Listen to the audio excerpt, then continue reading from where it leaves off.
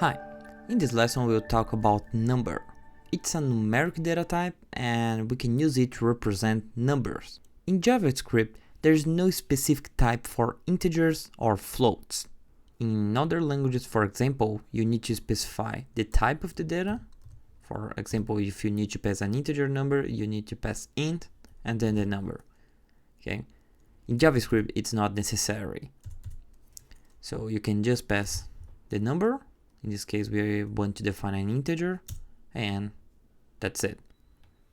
To create a floating point value, or the decimal place of a number, we must include a decimal point and at least one number after the decimal point. Let's see how it works.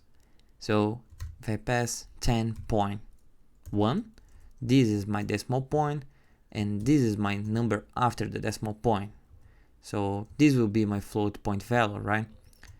In this case, JavaScript accepted and it's 10.1. If I try to pass 10 point without specifying the number after the decimal point, JavaScript will convert it to an integer number, in this case 10.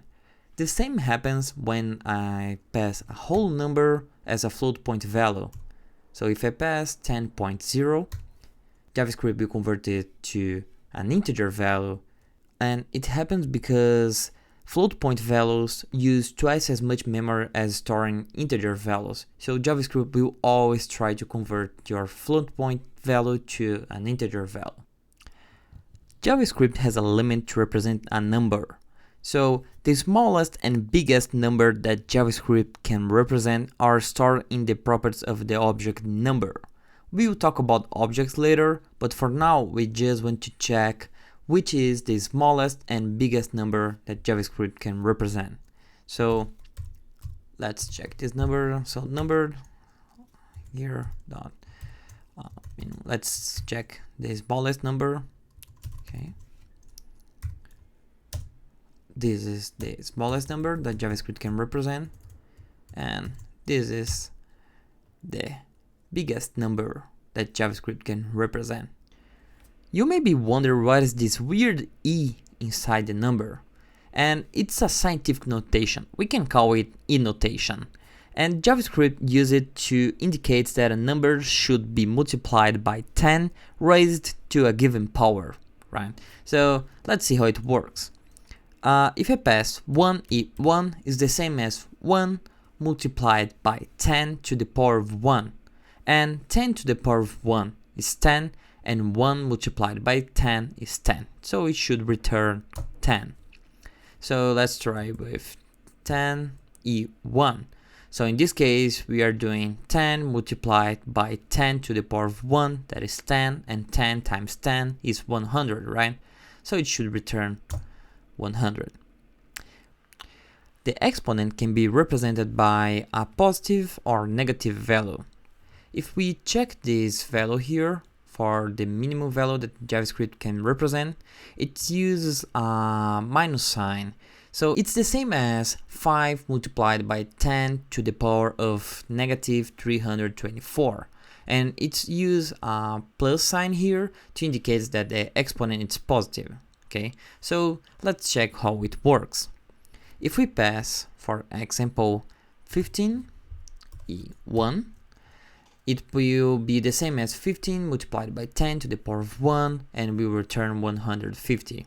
Okay, the same thing will occur if we pass a plus, because before we were dealing with a positive exponent, so it will keep the same result. But now if we pass a negative here sign, it's the same as 15 multiplied by 10 to the power of minus 1. And now it will become 1.5, okay? If we perform a calculation that results in a number that cannot be calculated by JavaScript, it will return a special value called infinity. So, for example, let's try pass 100,000, here in notation 100, okay? Well, it returns, using the scientific notation, a representation of the result, okay?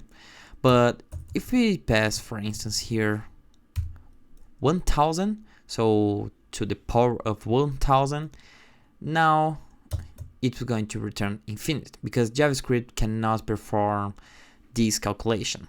There is a special numeric value called none, the short for not a number. So none is used to indicate when an operation was intended to return a number has failed. Okay, and any operation with none will always return none. So let's see how it works. None here, for instance, times 1 will return none. None, if we try to multiply a string here, a, we return none. Okay, it's just a symbol that represents that it's not a number. Okay, and what is the utility of this special numeric value? So JavaScript has a method called isNone, okay, that we can pass any kind of data here, and it will return true or false. So if it's not a number, we'll return true, and if it's a number, we return false. Okay, so if we pass 10 here, we will return false because 10 is a number. And if we try to pass a string here, like a, we will return true. Okay, for now, I just want to make sure that you understand what none means and when should we use it.